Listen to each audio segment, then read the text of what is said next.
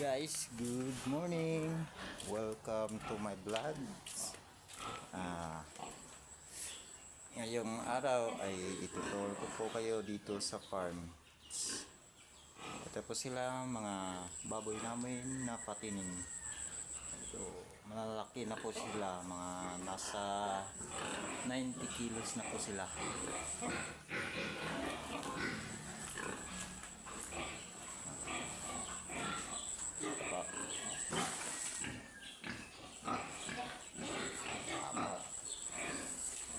Ano po yan, mga natirang mga pating. Ito naman mga dumalaga namin.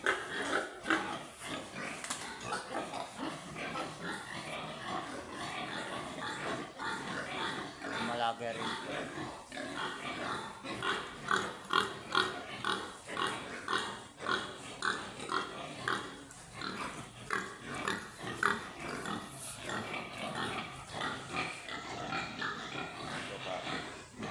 Dumalaga rin ko, yan sila.